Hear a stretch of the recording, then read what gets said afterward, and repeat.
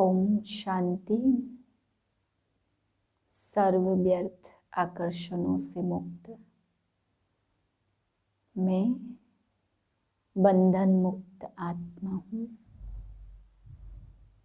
सर्व बंधनों से परे ज्योतिर्बिंदु स्वरूप में स्थित हूँ। मुझ आत्मा से शुद्ध प्रकाश फैल रहा है। इसी स्मृति में आज के महावाक्य सुनते हैं। 19/1/2022 के महावाक्य हैं। आज बाबा बच्चों को समझाते कि बच्चे अनेकों के आशीर्वाद पानी है तो सेंटर खोलो, उसमें ज्ञान दे करके सबका श्रृंगार करो। बाबा कहते जो अनेकों के आशीर्वाद प्राप्त करते हैं उनका ज्ञानी जीवन उन्नति को पाता है, चढ़ती कला में जाते हैं। फिर बाबा समझा रहे कि चंद्रवंशी राम को बाण दिखा दिए। बाबा कहते ये फेल की निशानी है, बाकी कोई बाण की बात नहीं है। धनुष बाण बाबा कहते हैं जो फेल होता वो चंद्रवंशी बनता, इसलिए ज्ञान बाणों की बात है। फिर बाबा समझा रहे जो बाप का बनते हैं और फिर बाप की नहीं मानते, तो बाबा कहते उन जैसा महामूर्ख कोई भी नहीं है। फिर बाबा ने समझा एक तो होते हद के मूर्ख जो थोड़ी छोटी मोटी बातें नहीं जानते। बाबा कहते एक होते बेहद के मूर्ख जो बेहद का कार्य इस समय चल रहा है, बेहद बाप से बेहद का वर्षा पाना है, उस बाप की भी नहीं मानते, तो बाबा कहते वो बेहद के मूर्ख हैं। मीठे बच्चे कार्य व्यवहार करते बुद्धि योग एक बाप से लगा रहे, यही है सच्ची यात्रा। इस यात्रा में कभी भी थकना नहीं है। प्रश्न है ब्राह्मण जीवन में उन्नति के लिए किस बात का बल चाहिए? उत्तर है अनेक आत्माओं के आशीर्वाद का बल ही उन्नति का साधन है। जितना अनेकों का कल्याण करेंगे, जो ज्ञान रत्न बाप से मिले हैं उनका दान करेंगे, उतना अनेक आत्माओं की आशीर्वाद मिलेगी। बाबा बच्चों को राय देते हैं बच्चे पैसा है तो सेंटर खोलते जाओ, हॉस्पिटल कम यूनिवर्सिटी खोलो, उसमें जिसका भी कल्याण होगा उसकी आशीर्वाद मिल जाएगी। गीत है रात के राही थक मत जाना। ओम शांति। गीत का अर्थ तो बच्चों को आपे ही बुद्धि में आना चाहिए। अभी हम सब हैं रूहानी राही, भगवान बाप के पास आत्माओं को जाना है। ऐसे नहीं कहेंगे कि जीवात्माओं को जाना है, जीवात्माओं को शरीर छोड़कर वापस जाना है। मनुष्य मरते तो कहते फलाना वैकुंठवासी हुआ, परंतु तुम जानते हो अच्छे व बुरे संस्कारों अनुसार पुनर्जन्म लेना पड़ता। बुरे संस्कारों के कारण तुम्हारे सिर पर पापों का बोझ चढ़ा हुआ है, चाहे इस जन्म का व जन्म जन्मांतर का चढ़ा है। अब तुमको योग बल से यह सब भस्म करना है। बाप को याद करना, इसको ही योग अग्नि कहा जाता। कामचिता पर बैठने से पापात्मा बनते और इस योग अग्नि से फिर चढ़े हुए पाप भस्म हो जाते। तो ब्राह्मण बच्चे जानते कि हम राही हैं, ग्रस्त व्यवहार में रहते, धंधा आदि करते, हमारा बुद्धि योग एक बाप के साथ है, तो जैसे कि हम यात्रा पर हैं, इसमें थकना नहीं है, बहुत पुरुषार्थ चाहिए। ज्ञान तो बहुत सहज है।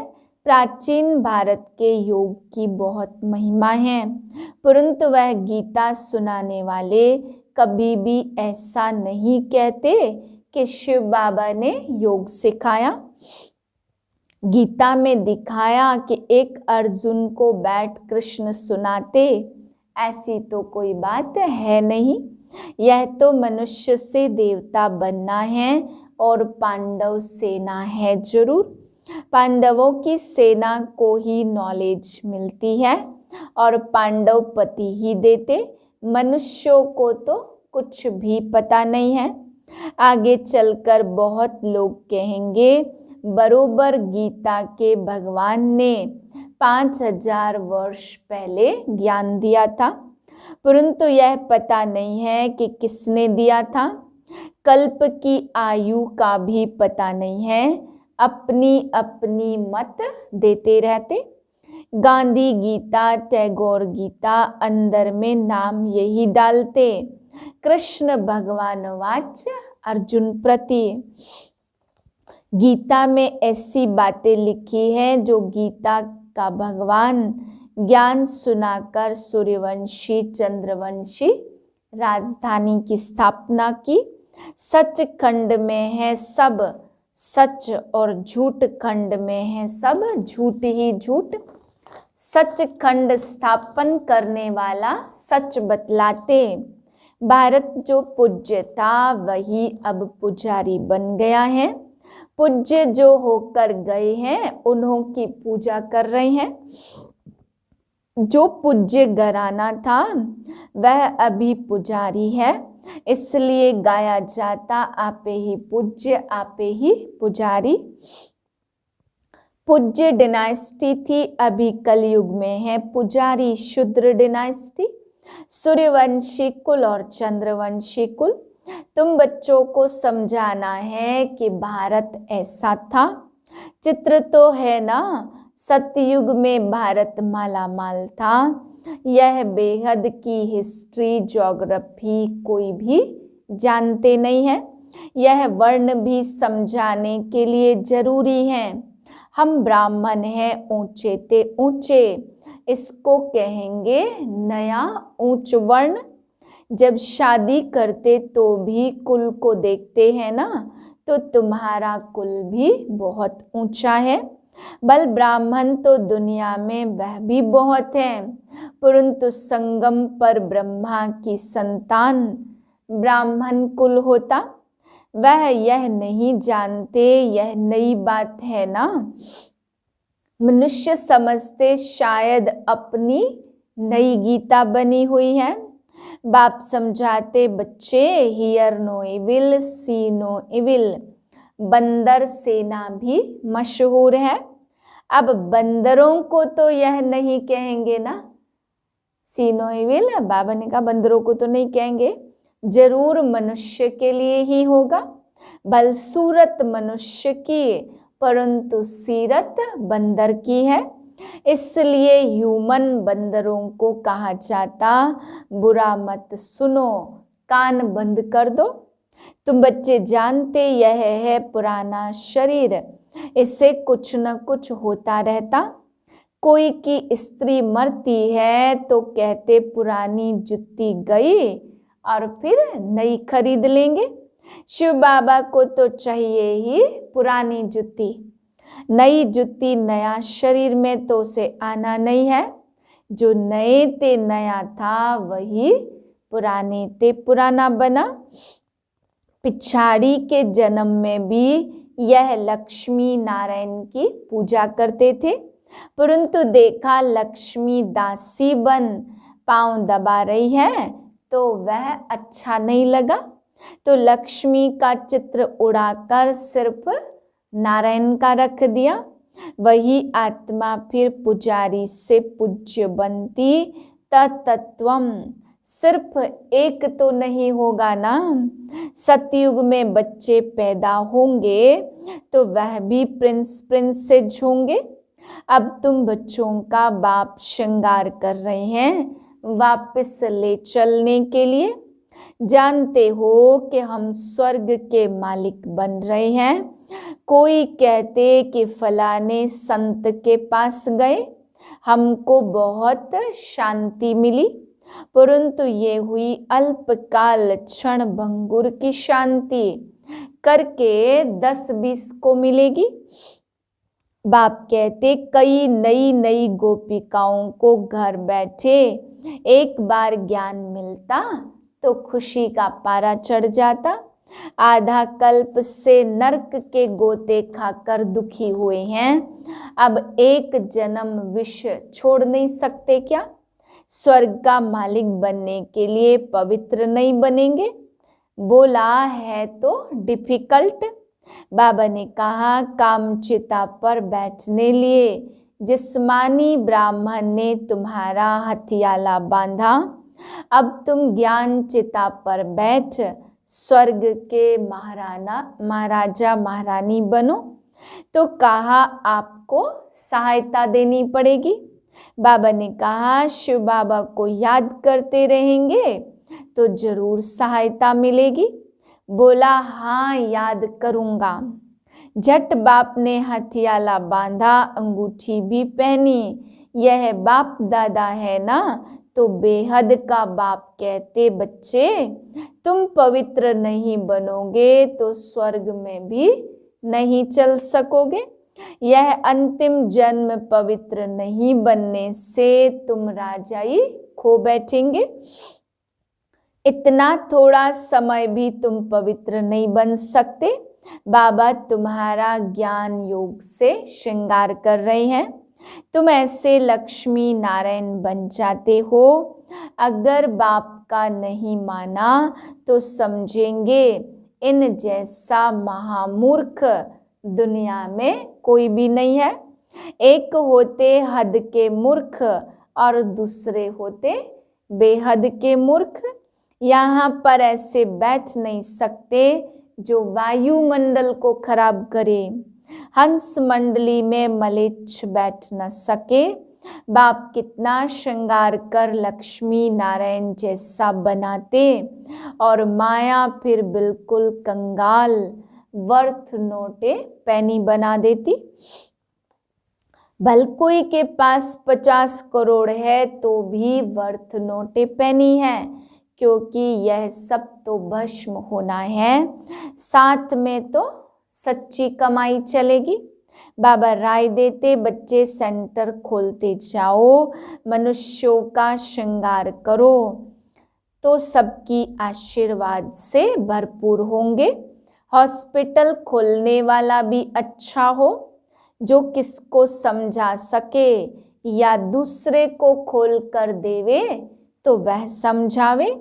विघ्न तो पड़ेंगे ही, बांधेली गोपिकाओं पर कितने सितम होते। इसमें निर्भय बनना है।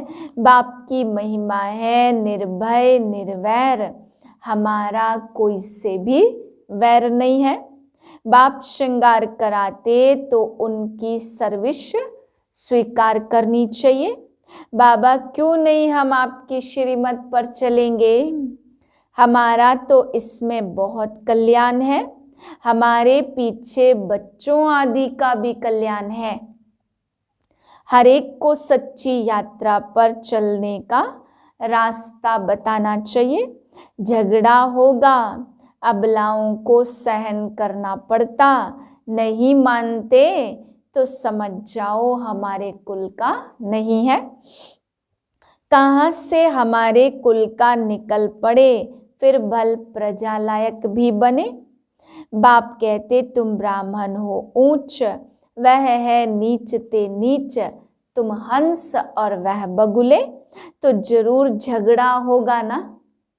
अत्याचार होंगे, माया रावण ने सबको बर्बाद किया, वह तो जानते नहीं इस महाभारी लड़ाई के बाद ही भारत स्वर्ग बनता। तो अब बच्चों को बहुत अच्छा पुरुषार्थ करना है, भाषण भी रिफाइन करना चाहिए, शंख ध्वनि करनी है, नहीं तो कहेंगे इनके पास तो शंख ही नहीं है। भल कमल फूल समान है, चक्र भी है, परंतु शंख नहीं है। बाबा कहते, ज्ञानी तू आत्मा ही मुझे प्रिय है। गोपियां भी मुरली पर मस्त होती थी, कृष्ण ने तो मुरली नहीं सुनाई। यह है श्री कृष्ण की आत्मा का अंतिम जन्म, जो चक्र लगाकर आई, अब इनको नॉलेज मिली है। तुम जानते हो यह है पुरानी दुनिया, इसको फारकती देनी है। विनाश से पहले पुरानी दुनिया को फारकती दे देते। अगर फारकती नहीं देंगे तो नई दुनिया से योग भी नहीं लगेगा।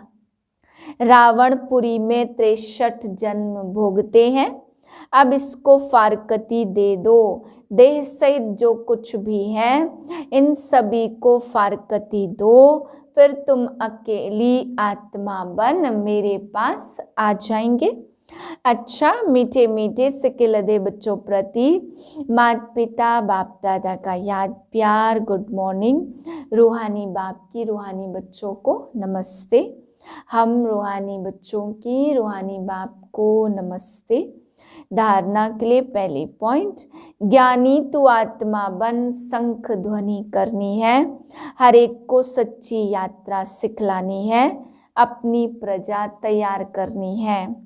दूसरी पॉइंट है, बुद्धि से पुरानी दुनिया को फारकती देना, नई दुनिया से बुद्धि योग लगाना है, निर्भय निर्वैर बनना है। वरदान, व्यक्त भाव की आकर्षण से परे अव्यक्त स्थिति का अनुभव करने वाले सर्व बंधन मुक्त भाव। प्रवृत्ति में रहते बंधन मुक्त बनने के लिए संकल्प से भी किसी संबंध में, अपनी देह में और पदार्थों में फंसना नहीं। संकल्प में भी कोई बंधन आकर्षित ना करे, क्योंकि संकल्प में आएगा तो संकल्प के बाद फिर कर्म में भी आ जाएगा। इसलिए व्यक्त भाव में आते भी व्यक्त भाव की आकर्षण में नहीं आना, तभी न्यारी प्यारी अव्यक्त स्थिति का अनुभव कर सकेंगे।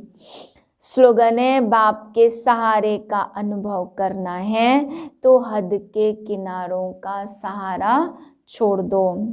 आज की पॉइंट है, परमात्मा प्यार में सदा लवलीन खोए रहो तो चेहरे की झलक और फलक अनुभूति की किरणें इतनी शक्तिशाली होंगी जो कोई भी समस्या समीप आना तो दूर, लेकिन आंख उठाकर भी नहीं देख सकती।